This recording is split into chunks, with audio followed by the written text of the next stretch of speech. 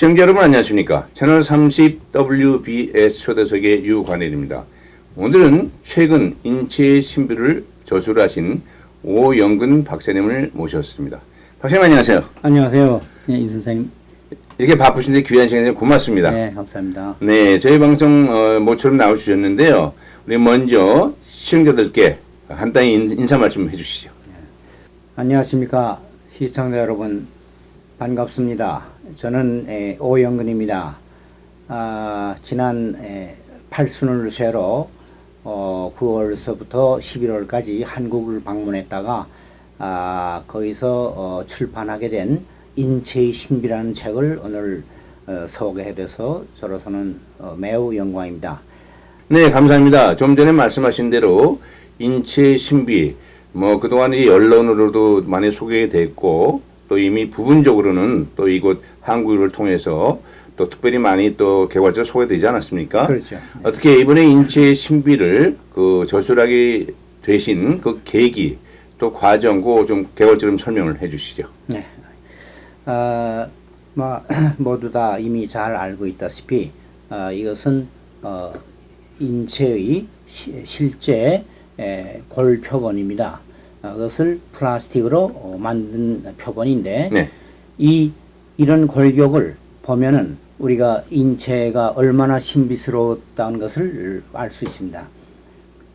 여기에 대해서 자세한 것은 이제 좀씩 이제 설명을 하겠습니다만은 일단 우리 모두가 다 이렇게 이런 골격으로 이루어져 있다는 사실, 이것이 신비입니다. 네네. 네, 그 인체의 신비 그 책을 저도 이제 부속구석까지 다 자세히는 못 읽었지만은 이제 개괄적으로 많이 읽어봤습니다. 정말 저희들이 숙지해야 될 내용이 많이 있는데 일단 그 기본적인 내용은 어떻게 되어 있습니까? 네, 그 인체의 신비 내용은 네. 주로 인체의 실제적인 해부와 생리를 중심으로 네. 작성했습니다. 네. 그리고 우리 이렇게 하나님께서 인체의 구조를 하나님의 형상을 따라서 만들었다고 했습니다. 성경 말씀에. 이와 같은 하나님의 형상을 따라서 만든 이 인체, 이것을 우리가 연구하다 보면 여러 가지 신비스러운 것을 많이 발견할 수 있는데 몇 가지를 오늘 소개할까 이렇게 해서 나왔습니다. 네. 제가 이제 읽어본 것 중에서 다 제가 질문을 드릴 수는 없고요. 우선 제가 본 중에서 그 남녀 골반에 그 차이가 있다고 했는데 좀 구체적으로 말씀해 주시죠. 남녀 골격의 차이가 여러 가지가 많이 있습니다만은 요 골반, 네네. 골반의 차이가 큰 차이입니다. 어떤 면으로 그렇죠? 이 골반, 대골반, 소골반 이렇게 있는데요. 요 소골반 요 위가 대골반이고 요 소골반 밑에 여기 치골, 좌골, 관골이 이 권골이 있는 데가 여기 이제 소골반인데요. 이 소골반에 특히 차이가 있습니다. 특히 보면은 여기에 치골각이라는 게 있는데 치골각입니다. 이 치골과 치골 사이 각인데 남자는 이것이 여각입니다. 예각. 90도보다 적고요. 여자는 이 각도가 이렇게 벌어진 이 각도가 둔각입니다. 그래서 이 90도 이상이라는 말씀이시죠? 그래서 아기가 태아가 쉽게 빠져나올 수 있게. 그리고 또 한 가지는 참 신비스러운 것은 여기에 이 꼬리뼈가 있습니다. 남자는 꼬리뼈가 이렇게 안쪽으로 구부러져 있고요. 여자는 이렇게 펴져 있어요. 왜냐하면 소골반의 골강이 커야만 여기에 태아가 쉽게 빠져나올 수 있기 때문에. 그리고 요 꼬리뼈가 약간 움직입니다. 가동성입니다. 여자는. 남자는 뼈 3개 내지 5개가 딱 붙어가지고 고정돼 있고요. 이것이 이렇게 돼 있어서 나오기 불편하게 돼 있죠. 근데 여자는 이게 가동성이 이렇게 꼬리가 잘 흔들립니다. 꼬리뼈가. 그래서 여자는 보통 우리가 꼬리를 흔든다고 하는데 생리적으로 해부학적으로 여자는 좀 꼬리가 흔들리게 돼 있어요. 그리고 이 골반이 매끈매끈하고 여자는 남자보다 이렇게 거칠지 않고 그런 골반강이 크고 또 이 구멍이 골반공이 크고요. 대골반, 소골반 그 경계선이 큽니다. 이와 같은 여러 가지 아주 그 아기를 쉽게 낳을 수 있는 그런 골반의 차이입니다. 그러니까 하나님께서 남녀를 창조하실 적에 그냥 비슷하게 창조한 것이 아니라 그 골반만 해도 그 하나님의 창조 역사가 그 섭리가 있다고 보면 되겠네요. 그렇죠. 예. 그리고 이제 그 꼬리에 그 여러 가지 안쪽으로 했다든지 뭐 남자 건 고정됐다든지 이런 여러 가지 내용도 정말 저희들이 어떻게 보면 몰랐던 사실 같은데 거기에도 다 이유가 있네요. 그렇죠. 예. 그리고 이제 그 내용 중에서 보면은 저희들이 흔히 아는 유명한 그 세계적인 축구 선수 박지성 선수 나오지 않습니까? 박지성 선수의 역사적인 그 골킥의 역학 관계가 어떻게 된다고 보십니까? 예. 제가 그 이 책에서도 주장했습니다만은 이게 지금 골반입니다. 이게 대퇴골이거든요. 대퇴골 골두가 여기에 아주 동그란 이 볼처럼 생긴 것이 이 안에 들어가 있습니다. 여기 대퇴골두강 여기 들어가 있는데 이게 이제 이렇게 좌우 전후좌우로 자유롭게 운동하게 되는데 박지성 선수나 우리나 다 똑같습니다. 다만 박지성 선수는 이같이 이 골반과 대퇴골과의 관절이나 다리가 우리 보통 사람보다 특별히 발달이 됐겠죠. 그렇죠. 그래서 박지성 선수가 그 아주 기가 막힌 그 볼을 왼발로 받아서 골킥을 하죠. 해서 왼발로 때려서 그 키파의 그 가랑이 사이로 집어넣는 그런 장면이 참 기가 막힌 장면인데 그것이 이제 저는 그걸 골반과 대퇴골 이 하지 다리뼈와의 아주 그야말로 기가 막힌 환상적인 조화죠. 환상적인 조합으로 인해서 이루어졌다. 이건 물론 뼈뿐 아니라 이제 근육과 또 신경 이것이 협조하면서 그런 그 골킥이 이루어지지 않았나. 그것이 저는 이것은 보통도 우리가 참 놀라운 킥인데 골킥인데 저는 이것을 참 기가 막힌 그 하나님의 창조물 이 골반과 대퇴골 하지와의 아주 기가 막힌 협동에 의해서 이루어진 것이 아닌가. 그래서 신비스럽다. 그렇게 느끼고 있습니다. 동감입니다. 저희들이 볼 때는 정말 멋있다, 정말 환상적이다. 그걸로만 끝나는데 그건 이제 피상적인 외적인 모습이고 그 안에서 또 하나님의 역사가 또 이루어졌다는 그 내용을 다시 한번 생각할 때 또 다시 한번 그 하나님의 역사를 또 생각하지 않을 수가 없는데요. 이제 그 저희들이 보면 피 들어가서 적혈구라는 게 있지 않습니까? 그 적혈구 안에서도 그 하나님의 형상을 우리가 느낄 수 있다고 쓰셨는데 어떤 의미인지요? 적혈구 우리말로는 붉은 피털이라고 그래요. 그렇게 배웠죠. 우리 이 적혈구는 그야말로 제가 제일 처음 그 연세대학교 의과대학 해부학교실에 들어가서 그 적혈구를 현명으로 보았을 때 적혈구 아주 조그만 그 세포인데 현명으로 보니까 아주 동그란 게 그 보름달처럼 동그란 그 아주 붉고스름한 원래 노란 색깔입니다. 혈구가 원래는 여기 이제 빨갛게 보이는데 많이 모여서 그걸 보고서 정말 하나님이 창조물이고 하나님의 형상을 보는 것 같은 그런 그 착각을 느꼈어요. 그래지만 1961년이니까 한 50년 전인데 전 그렇게 생각해요. 이것이 적혈구의 그 모양 자체가 저는 하나님의 형상이 아닌가. 아주 우리 원만하는 말이 있죠. 아주 동그랗고 그 적혈구 하나의 그 볼륨이나 그런 이 크기 또 그 모양 또 그런 어떤 소송이라고 그러는데 보통 윤활도 매끈매끈한 그런 윤활한 스무스한 그런 표면 그리고 또 체적 적혈구가 헤모글로빈을 가지고 있는 그 체적 모든 생리적인 작용 이것들이 전부 알고 보면 얼마나 신비스러운지 모릅니다. 그래서 이 형체 하나만 제가 주로 형체를 다뤘지만은 그 적혈구의 모양을 자체를 하나하나 뜯어보면은 그야말로 가장 이상적으로 생긴 산소와 탄산가스를 서로 그냥 눈 깜짝할 새에 익스체인지 할 수 있는 그런 아주 그 신비스러운 구조와 생리를 가지고 있습니다. 네. 그래서 저는 하나님을 보려면 우리가 적혈구를 현명으로 보는 게 가장 빠른 길이다. 네. 저는 그렇게 생각하고 있습니다. 그래서 이걸 일생 동안 저는 연구하고 있습니다. 네. 저희들이 이제 우주의 신비라고 해서 천문학같이 큰 거에서도 하나님의 존재를 느끼지만 이게 조그만 네. 맨눈은 못 보지 않습니까? 현미경의 세계에서도 그 적혈구를 통해서 붉은 빛을 통해서 정말 하나님의 그 역사나 하나님의 창조를 다시 한번 하나님의 형상을 느낄 수 있다는 것이 정말 놀라울 것 뿐입니다. 그리고 이제 여기 저서에서 쓰신 거에서 보면 저희들이 흔히 보는 개구리, 우리가 보면 옛날에 그 개구리 막 돌로 던지고 그러지 않았습니까? 예, 저희들은 재밌게 던졌지만 개구리는 정말 죽느냐 사느냐 그거 있는데 그때 보면 도망가려고 뛰는 뒷다리 힘이 정말 놀랍더라고요.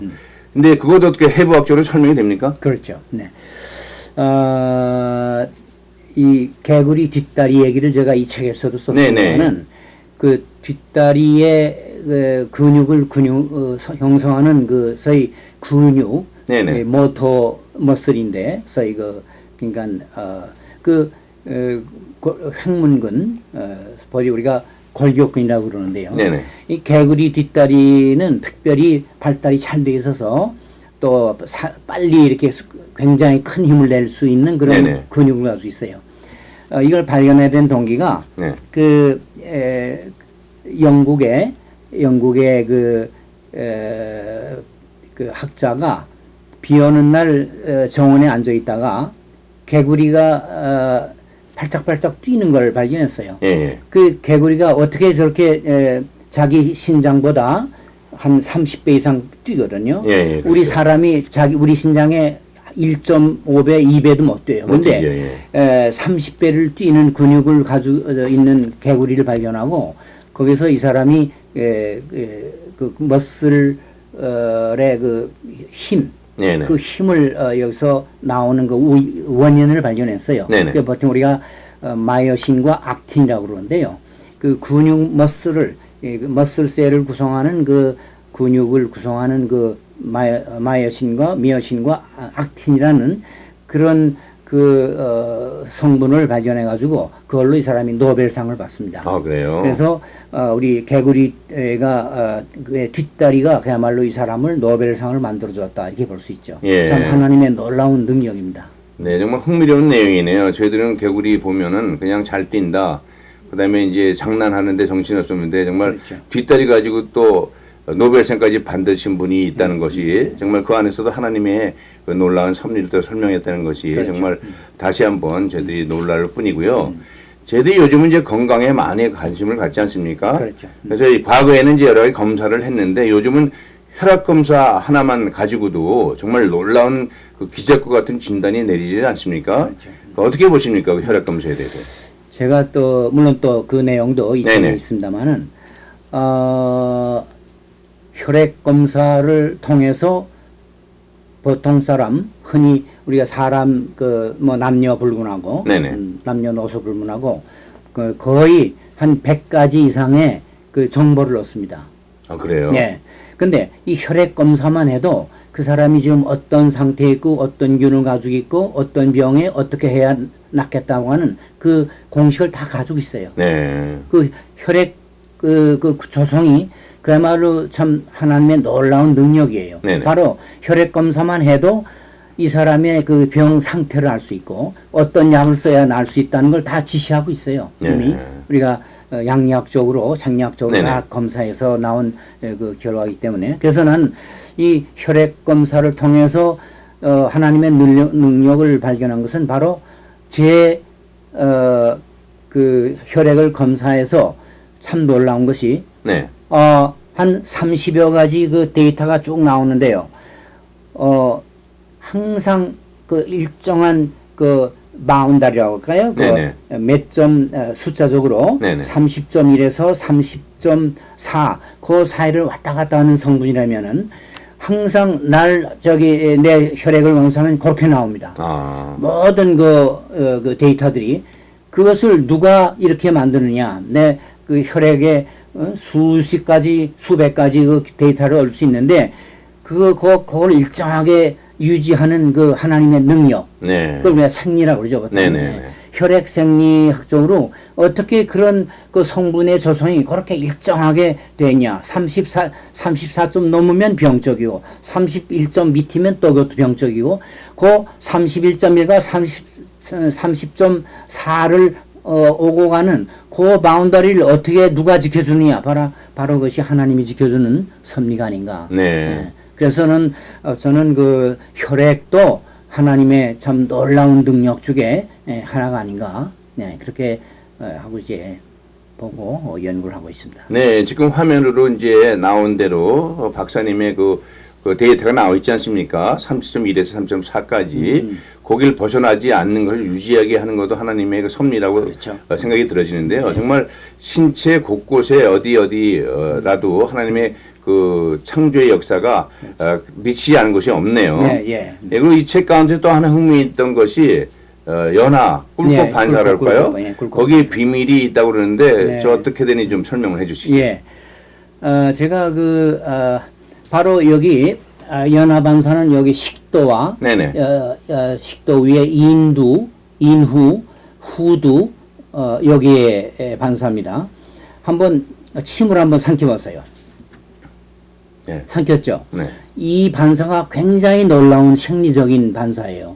우리는 그냥 만약 우리가 침을 꿀꺽 삼키는 게 이것이 그야말로 보통 이게 피드백이 이게 몇 번 왔다 갔다 해서 되는 게 아니에요. 그래요. 대망 놀라운 이것이 하나님의 능력입니다. 예. 이것이 언제 누워 있어도 됩니다. 누워 있어도 이 꿀꺽 반사 이걸 우리 의학적으로는 연하 반사라고 합니다. 네네. 디글루티션 리플렉스죠. 디글루티션 리플렉스라고 그러는데 이것이 됨으로써 우리가 누워서도 먹을 수 있고 누워서 그렇죠? 예. 뭐 서서도 먹을 수 있고 그러니까 여기 이제 음식물이 들어가면은 혀 안에 들어가면은 혀 위에 들어가면 혀가 이렇게 꿀꺽 반사되기 바로 전에 이 후두가 올라갑니다. 네. 네, 후두가 올라가면서 이 후두개라는 게 있는데 후두개 뚜껑입니다. 후두의 뚜껑이 이 식도가 여기 있고 여기 인후가 앞에 있는데 인후가 사람이 이렇게 있으면 앞에가 저기 기관이 있고 뒤에 식도가 있거든요. 후두가 이렇게 있다가 딱 덮어줍니다. 네. 그러면 기관을 딱 덮어주면서 음식물이 꿀꺽 삼키면서 이 뒤로 식도가 들어갑니다. 그러니까 기관 안으로 뭐 음식물이나 뭐 국수국물이나 뭐 이런 공기가 잘못 들어가면 이제 기절하죠. 네네. 그러니까 매번 에피글로티스라고 그러는데 후두개 뚜껑이 기관을 딱 덮어주면서 음식물이 이렇게 뒤로 들어갑니다. 딱 덮여서 들어가고 딱 덮으면서 들어가고 이게 만약 덮는 이 반사와 이게 넘기는 방사가 이게 언밸런스가 되면은 만약 기관으로 국수물이 조금만 들어가 봐요. 네. 그냥 뭐 그렇죠. 큰일 나죠. 눈물 나고 뭐 서가리 하고 뭐 죽습니다. 잘못하면 그 이제 기관을 조금만 막으면은 산소 공급이 안 되기 때문에 금방 그런 걸 보면은 그야말로 여기가 후두 반사, 꿀꺽 반사라고 하는데 그것이 얼마나 생리적으로 타이밍이 맞기 때문에 딱 덮어주면서 이렇게 돼.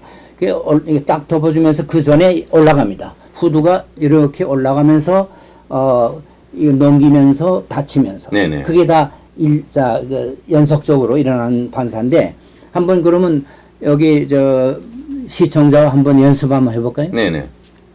한번 여기 있죠. 여기 목젖이요? 예, 목젖. 이것을 아담스 애플이라고 그러죠. 네네. 예, 요 후두 돌기인데요. 연골 돌기인데 이게 라린지알 카틀레지라고 그래요. 후두 연골인데 요 연골 위를 이렇게 손으로 꾹 누르세요. 네. 누르고 위로 올라가지 못하게. 네. 여기 나온 그 네, 위를 이렇게 누르고요. 여자 남자 마찬가지예요. 여자가 남자보다 좀 작습니다만은 성대도 작고 이걸 꽉 누르고 못 올라가게 하고서 한번 춤을 한번 생겨보세요. 못 올라가게 꾹 누르고 침을 한번 삼켜보세요. 자연적으로 올라가는데. 침을 삼켜보세요. 네. 삼킬 수 없죠. 네, 못 올라가게, 네. 못 올라가게 하면 침이 안 넘어가요. 네, 안 넘어가요. 이게 만약 넘어간다면 그건 죽은 사람이에요. 그만큼 이 반사는 아주 철두철미하게 지켜집니다. 이게 먼저 후두가 이렇게 올라가면서 기관을 딱 덮여주면서 그 음식물이 뒤로 넘어가게 됐어요. 예? 앞에 기관이 있고 뒤에 식도가 있기 때문에 뒤에서 딱 덮어주면서 음식물이 혀 안에 있던 구강 안에 있던 음식물이 뒤로 넘어가게 됐어요. 이 반사가 이게 철두철미하게 지켜지는 반사예요. 이걸 우리가 꿀꺽 반사라고 그러는데 네. 하나님께서는 이런 그 생리적인 이런 반사 하나도 이렇게 뭐 우리가 뛸 때, 뭐 누워 잘 때, 잘 때도 마찬가지예요. 잘 때도 이건 아주 오토노믹하게 자율적으로 되어 있어요. 잘 때 이렇게 안 되면 안 되죠. 그렇죠? 그렇죠. 우리는 예. 의식 없이 자도 이 반사는 철두철미하게 지켜지는 거예요. 죽을 때까지. 네. 네. 죽을 때까지 지켜지는 반사입니다. 그래서 말씀하신 대로 누워서도 우리가 이제 음식물을 삼킬 수 있지 않습니까? 그렇죠. 심지어는 어떤 분은 물구나무에 서서도 삼킬 수 있다는 것이 이런 원리가 그렇죠. 없으면은 그게 아마 안 됐다고 되죠. 생각이 안 되죠. 드네요. 물구나무 속에서도. 예, 그래서 그 디크레션 리플렉스라고 그랬나요? 디그루티션 리플렉스. 예. 연하 반사. 예. 우리 말로는 꿀꺽 반사라고. 예.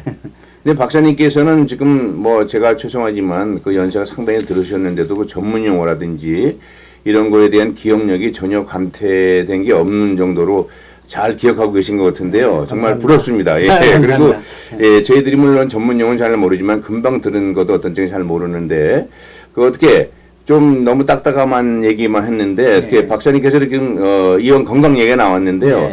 이렇게 여러 가지로 지금 뭐 이 외적인 건강뿐만 아니라 내적으로 많은 좋은 건강을 보여주고 계시는데 건강 비법이라면 어떤 것이 있으십니까? 제가 여기 뭐 참고로 하나 가져 나오는데요. 네네. 이게 우리 저 연세대학교 학생 테니스회 네네. 이게 엠블럼이라고 로고네요. 예. 그 테니스회 마크인데요. 이게 박쥐입니다. 예, 박쥐를 저 모양해서 만드는데요. 이 연세대학교 학생 테니스회 제가 창설했고 네네. 또 연세대학교 교수 테니스회도 제가 이제 창설했고요.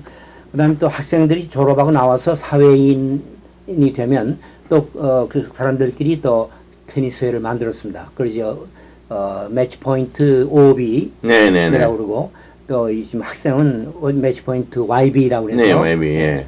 근데 전 제 건강 비결은 한마디로 테니스입니다. 네. 테니스를 제가 61년도 연세대학교 의과대학 네네. 조교로 들어가면서 치기 시작했습니다. 그때 그 박수연 교수님이라고 네. 그 우리 교실원에게 이제 라켓을 하나씩 다 이렇게 사줬어요. 그래요? 그래서 그걸 치기 시작했는데 그게 61년도입니다. 네네. 그때는 연세대학교 의대하고 서울의대밖에 코트가 없었어요. 네네. 테니스 코트가 거기밖에 네. 없었어요.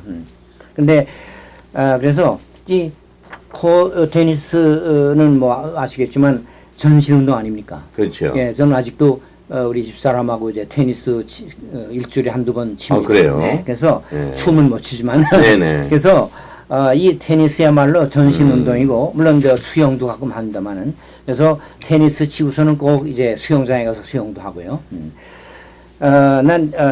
그래서 이것이 지금 제 심전도입니다. 네네. 네, 이게 제 심전도인데 제가 또 인체 신비를 또 좀 놀랍게 발견한 것이 제가 담석이 있어가지고요. 네네. 예, 담석을 발견을 이렇게 했습니다. 이 초음파 사진인데 여기에 하얗게 여기 지시하는 것이 여기 조그만 그 메스가 있는데 거기 담석이에요. 이거를 그 미국의 그 아주 그 유명한 그 닥터가 흥충 리라고 하는 닥터 리 흥충 리라는 분이 이걸 발견했어요. 초음파로. 그래가지고 이걸 아주 쉽게 제거했습니다. 이런 걸 보고 이것이 가만히 생각하니까 제 담석인데 네네. 이게 초음파로 검사해서 또 이거 초음파로 돼 이걸 다 부셔냈단 그렇죠. 말이에요. 예. 이게 참 신비해요. 제가 그래서 이걸 일부러 내가 워싱턴 레디올로지 어소시에이션 유명한 그 병원인데요. 여기 가서 이 과정을 제가 좀 홍보도 하고 인체가 신비스럽다는 걸 알리기 위해서 이렇게 사진을 찍어가지고 나왔습니다. 네. 정말 어떻게 보면 해 아래 새 것이 없다고 그랬는데 초음파고 뭐 일단 전파고 원래 있던 거 아닙니까? 그걸 이제 나중에 발견했는데 그 초음파를 통해서 발견하고 예. 또 그걸로 쏴서 또 분쇄시키고 그렇죠. 예, 정말 많은 의학적인 기술도 많이 나와 있는데요. 그렇죠. 지금 말씀하신 대로 그 정말 박사님의 그 건강 비법이 여러 가지가 있겠지만 그 테니스 네. 저도 올해 새로운 마음으로 한번 네. 생각을 해봐야 되겠다고 생각이 들어지는데요. 네. 좀 격한 운동이긴 하지만 정말 운동량이 많고 정말 건강 비법의 하나라고 봐도 좋다고 생각이 들어지는데요. 그렇죠. 그 조금 아까 말씀하시는 과정에서 그 테니스회를 창립하면서 네. 그 배트 그러니까 박쥐 모양까지 있지 않았습니까? 네, 예. 그 박사님께서는 또 다른 것도 물론 해박해서 훌륭하시지만 네. 특히 박쥐 연구로 많이 알려져 있지 않습니까? 네, 예. 그 엠블럼을 그 박쥐의 그까지 형상까지 할 정도인데 네.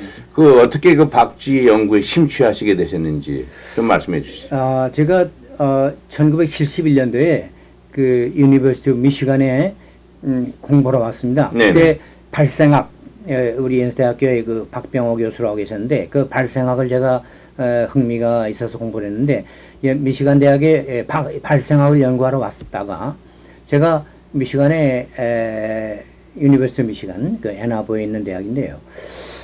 그때 그 닥터 코스키라는 분을 만났어요. 그분이 그 템플 유니버시티에서 박쥐로 이제 박쥐 뇌 연구로 박사학위를 한 분이에요. 그분이 신경해부학, 뉴로 아나토미라는 과목인데 강의를 하는데 그때 박쥐에 대해서 그분이 박사학위를 한 그 논문에 대해서 많이 얘기를 해주셨어요. 네. 그래서 그때 이 박쥐가 참 신비스러운 동물이고 아주 참 그 겨울잠을 잔다든가 또 초음파, 에코로케이션이라고 그러죠.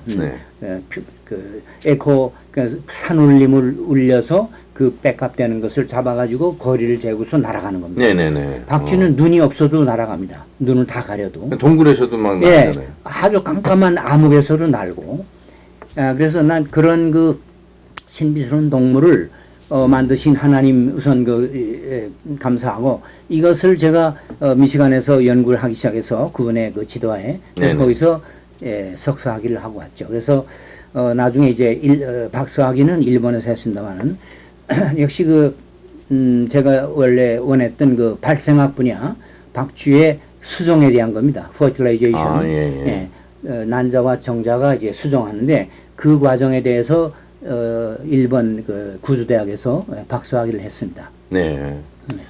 그러니까 이 박쥐를 통해서 또 저희들이 그 여러 가지 또 배워야 될 점도 있지 않겠습니까? 그렇죠. 비록 동물이지만은 그렇죠. 어떻게 몇 가지 한두 가지 좀 소개를 해주시죠. 예. 물론 아까 얘기한 그 박쥐의 그 동면 네네. 겨울잠이라고 그러죠. 윈터 슬리핑. 저희 하이버네이션이라고 그러는데 이 하이버네이션 이 동면에 관한 그 메커니즘을 우리가 연구하는 가장 큰 목적 네네. 하나는 여러 가지 목적이 있겠지만은 우리 앞으로 미래에 우리 인간이 화성이나 이런 다른 행성에 갈 때 시간이 많이 걸립니다. 그렇죠. 예. 지금 아시겠지만 2020년에 미국에서 처음 이제 화성으로 파견은 위성을 보낸다는 말이 그렇죠. 있는데요. 예. 이런 다른 위성으로 갈 때 몇 년이 걸리거든요. 그렇죠. 예, 보통 오래 걸리죠. 5년, 10년, 20년 걸립니다. 그래서 갔다 오는 시간을 세이브하기 위해서 그래서 우리가 가령 20살에 빨리 가서 30살에 가더라도 갔다 오면은 50살, 60살 되거든요. 네네. 그러니까 그걸 단축하기 위해서 저희 발달된 것이 냉동 생물학이라고 해서 인체의 체온을 낮춘 상태에서 가서 거기서 깨나서 활동하다가 올 때 한 10년 걸리니 20년 걸리니까 다시 올 때는 늙지 않고 걔는 그 상태로 와서 지구에서 깨어난다. 이런 원리입니다. 그래서 그러니까 이제 우주에서 동면이라고 보면 그렇죠. 되겠네요. 우주 동면이죠. 예. 네, 그런 목적으로 하고 박쥐 연구하는 거는 아시겠지만 이 에코로케이션 소위 뭐죠? 표정 정의인가?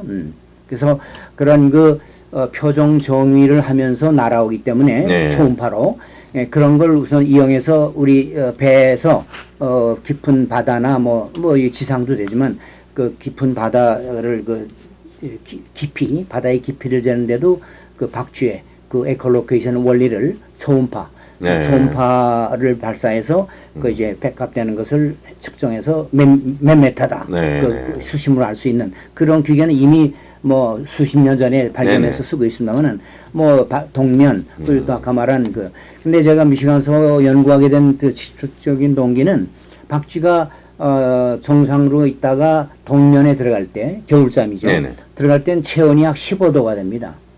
그래요. 박쥐 체온이 한 40도, 50도 예, 되는데 예. 보통. 많이 낮아지네요. 네. 동물은 작을수록 체온이 높습니다. 네. 그래요. 그 쥐도 조그만 생쥐도 네네. 굉장히 체온이 높아요. 또 체온이 높고 심박동이 빠릅니다.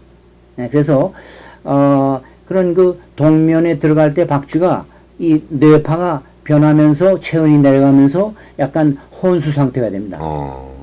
체온이 내려갈 때. 예. 그래서 그런 혼수 상태, 뇌 생리학적으로 혼수 상태가 되는 그런 걸 발견해 가지고 그러면 인공적으로 사람을 동면에 들어가는 소위 그 혼수 상태를 만들면 체온이 내려가지 않겠냐. 네. 그걸 이제 실험해 보는 연구가 바로 제가 미시간서 연구한 맞아 연구 목적이죠. 네. 그래서 사람을 체온을 낮추려고 하면 이 뇌 상태를 혼수 상태를 만들어서 그래서 혼수 상태를 만드는 방법이 소위 그 나이트클럽에 가면 불이 바짝바짝하죠. 네네네. 그게 일종의 혼수를 만드는 일종의 조건이에요. 물론 여러 가지 조건이 있지만은 불을 깜깜한 데서 사람 눈에다가 바짝바짝 아주 강한 빛을 소위 intermittent light stimulation이라는데 ILS라고 합니다. 네네. intermittent light stimulation 이런 간헐적 광작을 가면 사람이 미칩니다. 혼수 상태가 되면서 그래서 그때 체온이 쭉 내려가죠. 그래서 그런 상태로 우리가 다른 위성에 갈 때, 행성에 갈 때 시간을 절약하자. 그런 아이디어로 이런 연구를 해봤습니다. 네, 그러니까 앞으로 뭐 우주 여행 시에 또 그렇죠. 가상 환각 상태, 가상 동면 동면 상태랄까, 가상 동면 상태 이런 것이 앞으로 현실화될 예, 예. 날이 멀지 그렇죠. 않을 것이라 생각이 들어집니다. 그렇죠. 네. 뭐 박쥐만 가지고 얘기해도 끝이 없을 것 같은데요. 네. 박사님께서 그동안 뭐 이제 이런 인체 신비뿐만 아니라 수필집 그리고 또 시, 그다음에 논문 뭐 많이 쓰셨지 않습니까? 뭐 다 소개하기는 못하고요. 대표적인 논문이라든지 몇 가지 좀 소개를 해주시죠. 네.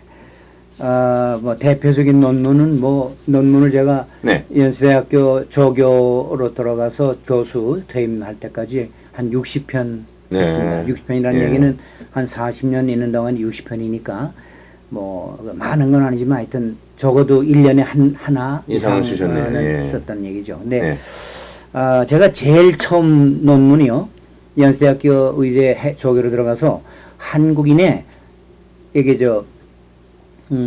구강 상피, 구강, 예. 구강에서 상피가 자꾸 떨어져 나옵니다. 이 혓바닥 위 상피가 자꾸 떨어져 나오거든요. 예. 이게 내 남자의 맞으면 구강 상피, 그죠? 남자는 아시다시피 염색체가 46개, XY 염색체를 가지고 있죠. 여자는 XX죠. XX, 여자는 XX고 남자는 XY입니다. 네네. 그래서 여자는 Y가 없어요. 네. 근데 제가 그걸 연구해서 이제 발표한 적이 있습니다. 네. 한국인의 평균. 근데 그 구강 상피에 드럼스틱이라는 게 있어요. 바알바지라고 그러는데 그 그 염색체가 조금 삐져나와 가지고 이런 드럼스틱처럼 나와요. 이렇게 뾰족하게 나와요. 네. 그거를 그 인시던스를 와서 정상 그 남자의 이게 남자나 여자냐 여자하고 남자의 차이가 있어요. 그 드럼스틱 바알바디가 그 인시던스가 달라요. 발현율이. 그래서 그걸 연구한 것이 이제 제일 처음 연구입니다. 그래서 네. 일종의 염색체 연구죠. 네. 염색체 연구, 남녀의 차이를 구별하는 연구가 제가 61년도에 발표한 게 제일 처음 논문입니다. 네. 그리고 최근에는 이제 박쥐에 관한 것이 많이 있죠. 네네. 뭐 저희도 그 염색체에 대해서 개괄적으로 조금 배운 기억이 가물가물하네요. XXXY 지금 말씀 들어보니까 이제 기억이 이제 생상이 더 다시 되살아나는데요. 박사님께서 뭐 결국 해부학도 많이 전공하시지 않습니까? 지금 이제 내용을 들어보면 결국 하나님의 그 창조의 섭리라든지 이것이 많이 이제 말씀 들을수록 더 생생한데요. 해부학과 신앙과의 그 상관관계랄까 좀 어떻게 보십니까? 예, 뭐 해부학과 신앙과의 관계는 그 자체죠. 저는 그렇게 생각합니다. 해부학 네. 자체가 신앙이에요, 저는. 예. 예. 뭐 누구나 자기의 몸을 보고 자기의 신앙을 뭐 간증하고 또 신앙적인 그 기초를 가지는 경우가 많은데요. 네. 저는 신비스럽다고 하는 걸 저는 이렇게 생각합니다. 하나님, 내가 신비스러운 거예요. 제 자신이. 네. 이걸 신비스럽지 않다고 생각하면 그건 끝나는 거죠. 이건 말 상대가 되질 않죠. 내 자체가 내가 여기 있고 내가 말하고 지금 이런 내 그 뼈, 이 몸속에 있는 이 뼈를 놓고 내가 내 뼈를 이렇게 연구하는 이것 자체가 난 신비라고 생각해요. 네. 그래서 뭐 모든 과학이 그렇지만 특히 인체 해부학 이런 인간에 대해서 연구하는 사람이 인간을 신비롭지 않다고 생각하면 그건 하나님이 없다고 하는 사람이죠. 근데 하나님은요, 우리 기독교에서 말하는 God이시죠. 다른 종교에서 말하는 뭐 마음의 신리, 알라든지 또 뭐 가미 삼아죠. 일본 사람은 가미라고 그러죠. 하나님이에요. 일본 성경책 보면 그냥 가미를 하나님이라고 그랬어요. 이 하나님이라고 하는 그 의미 자체는 하나라는 뜻인데 또 이 가톨릭에서는 하느님이라고 그럽니다. 다 같은 개념 아닙니까? 하나이고 하늘이고 다 그런 같은 개념인데 난 이 해부학과 이 종교는 기독교뿐이 아니에요. 저는 그 기독교인이지만은 그러나 하나님이라는 의미에서는 다 모든 종교는 다 하나라고 생각해요. 하나님이고 또 가시고 그래서 뭐 창조와 진화 뭐 그런 이 책이 사실은 창조와 진화를 좀 분명히 하기 위해서 쓴 책입니다. 왜냐하면 이 책을 통해서 인체의 신비를 알면 하나님을 부정할 수가 없죠. 하도 제가 한 거는 사실은 이건 해부학적인 뭐 일부 생리학적인 건데 이거보다 훨씬 더 신비스러운 점이 어디 있냐면 생화학. 이 인체나 모든 생물이 그 몸속에서 이루어지는 생화학은 더 복잡하고 더 전문적인 지식이 필요합니다. 저는 이건 사실은 해부학, 그것도 이제 권력이나 조직학이나 뭐 일부 그 생리학을 했는데 그보다 훨씬 더 하나님께서 그 섭리하시는 거는 생화학적인 거. 그래서 여기 지금 그림도 있습니다만 여기 지금 아시죠? 여기 십자가. 예수님의 그 십자가입니다. 여기 이제 요거는 제가 이번에 우리나라를 방문했던 그 교황 로마 그 프란시스인가요? 프란치스코 그 신부 그 교황님의 그 앞에 찾던 그 있죠. 뭐라 그러나 그 묵주. 묵주죠. 이거 묵주에서 딴 겁니다. 우리 처제가 가톨릭 신자에서 이걸 빌려가지고 이걸 찍어가지고 이걸 실린 겁니다. 그리고 이거는 이제 원소 주기율표인데요. 원소 주기율표 우리가 다 고등학교 때 다 배우지 않습니까? 화학. 이게 지금 원소 주기율표가 이제 여기 수소소부터 여기 이제 우라늄까지. H2 뭐 이렇게 배웠죠. 생화학은 참 어렵습니다만은 제가 요 원소 주기율표를 이렇게 나눴습니다. 나눠서 여기 이제 요걸 이렇게 벌려놨거든요. 심포니 오케스트라처럼. 그래서 하나님이 예수님이죠. 예수님께서 요 심포니 오케스트라를 지휘하신다. 그런 의미로 했습니다.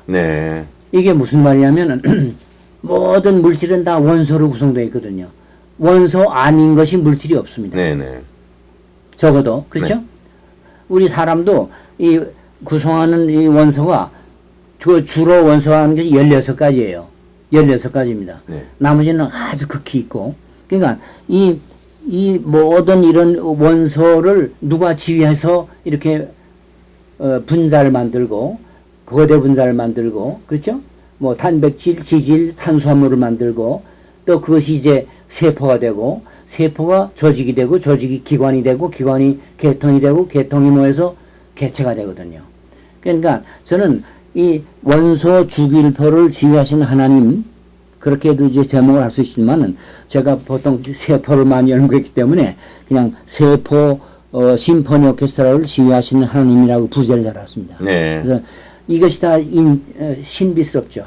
그래서 우리가 보통 국민학교 수준에서는 뭐 동물, 뭐 사자, 고양이, 개, 토끼 이런 걸 얘기하지만 물고기, 예, 그 이전에 거대 분자, 단백질, 지질, 또 화학적인 분자 이전에 또 이 원소, 또 이 원소를 또 나누면 어떻게 됩니까? 원소를 구성하는 게 뭐예요?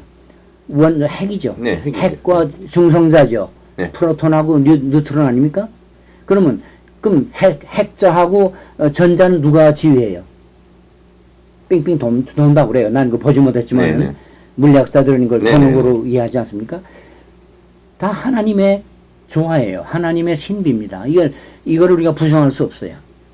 그래서 난 심포니 오케스트라 이렇게 그림을 이렇게 나왔죠. 사실은 이전에 퀀텀, 핵자라고 하나요? 그 양자역학이라고 그러는데 퀀텀 세어리 이런 이런 모든 물질 이런 것을 지휘하시는 분이 바로 하나님이세요. 네. 지금 말씀하신 대로 부지로 나오는 세포 심포니를 오케스트라를 지휘하신 하나님 그 네. 자체가 해답이 되네요. 그렇죠. 어떻게 보면요. 그럼요. 지금, 예. 그러니까 뭐 저희들이 정말 깊이 들어가면 들어갈수록 정말 하나님의 신비로운 그 창조 역사를 그렇죠. 다시 한번 생각할 수밖에 없는데요. 그동안 이제 많은 좋은 말씀해 주셨는데 마지막으로 우리 박사님의 향후 계획이랄까 비전이 있으면 좀 정리해 주시죠. 제 기도 제목은 네네. 하나님입니다. 네. 네. 우리가 하나님을 모르고 무엇을 할 수가 없지 않습니까? 그렇죠. 즉 하나님을 안다는 것은 나 자신을 아는 거예요. 난 그렇게 생각하거든요. 예. 네. 우리가 기도 뭐 항상 성경 말씀에도 항상 기도하라. 쉬지 네. 말고 기도하고 또 범사에 감사하라. 내가 나 자신이 하나님을 항상 기도 제목을 한다면 제가 뭐 일 안 할 수가 없죠. 왜 하나님이 나를 창조했을까? 그렇죠? 나 이렇게 나에게 이런 머리를 주고 네네. 또 이런 팔을 주고 내 이런 다리를 건강한 다리를 주고 그렇죠? 뭐든 또 먹게 하고 이런 그 딜루티션 리플렉스를 갖게 하고 또 아직 한마디 못했지만은 이 눈이 얼마나 신비스럽습니까? 신비스럽습니까? 테레비 카메라 있죠? 이 눈에 100분의 1 기능도 못해요, 저게. 그렇죠? 칼라를 볼 수 있고, 저 TV 카메라하고 흑백이 있고 뭐 있지만은 카메라는 흑백. TV 카메라가 칼라 테레비 카메라가 있다면 눈은 그거에 수백 배가 더 기능을 할 수 있는 눈이거든요. 네. 이런 눈을 주신 하나님을 우리가 모르고 어떻게 TV를 찍는다 뭐 할 수 있어요. 그렇죠?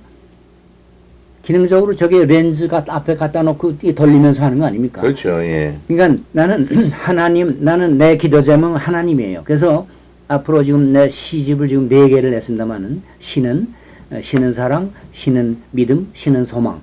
이제 5번째 시집은 제가 신은 천국이라고 하고 싶습니다. 네. 5번째 시집은 신은 천국이라고 하죠. 왜? 천국이라고 하는 것을 내가 꿈을 꾸면서 내가 일을 하고 싶고 또 뭐 죽는 날까지 나는 나에게 천국을 주신 하나님께 감사하면서 저는 여기 미국에 지금 와서 살지만은 지상 천국이 미국이에요.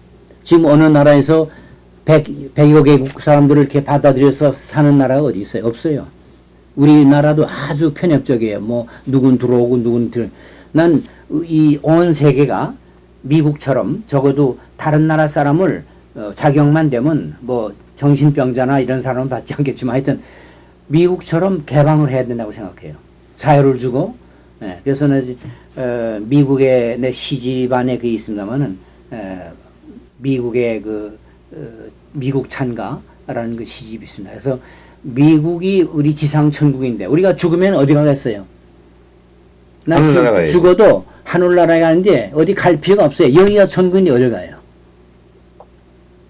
난 천국도 미국처럼 모든 일이 다 될 것 같아요. 내 기분에. 왜? 모든 게 자유 아니에요. 어느 정도의 제약은 있죠. 그러나 미국처럼 지상 천국이 지상에 또 없기 때문에 지금 내 아는 바로는 그래서 우리는 죽어도 어디 갈 필요가 없어요. 여기서 그냥 죽어요. 여기서 죽고 여기서 하나님을 알고 하나님의 품으로 돌아가는 게 그것이 인간의 할 도리가 아닌가. 네. 난 내 전국적인 그 기도 제목은 모든 지구의 모든 나라가 다 한 가족처럼 한 하나님을 알고 한 하나님 그 안에서 어느 나라, 그때 나라는 아니죠. 어느 곳에든 가서 살 수 있게. 나라가 없어져요. 난 그게 하나의 우리 인류의 꿈이 아닌가. 네. 나라가 있어서 뭐래요. 그렇죠? 인간으로 태어났으면 미국이나 소련이나 중국이나 영국이나 프랑스나 아무 데나 가서 살 수 있게끔. 그것이 제 꿈입니다. 네. 저희들이 정말 미국에 산다는 것 자체가 하나님의 은총이라고 생각하고요. 정말 하나님께 감사, 네. 미국에 감사하는 마음으로 저희들 살고 있고, 그다음에 박사님께 이렇게 지금까지 팔순이신데도 건강 주시고 이렇게 하신 것이 아직까지 박사님에 대한 그 사명이 남아있다고 생각이 들어지고요. 지금 말씀하신 그런 내용들이 정말 좋은 뜻 안에서 이루어지길 또 바람하지 않겠습니다. 바쁘신데 불구하고 이렇게 저희 스튜디오 지금 나오셔서 귀하고 좋은 말씀해서 대단히 고맙습니다. 네, 감사합니다. 고맙습니다. 네. 네, 오늘은 인체의 신비를 저술하신 오용근 박사님을 모시고 대담으로 진행했습니다. 여러분 감사합니다. 안녕히 계십시오.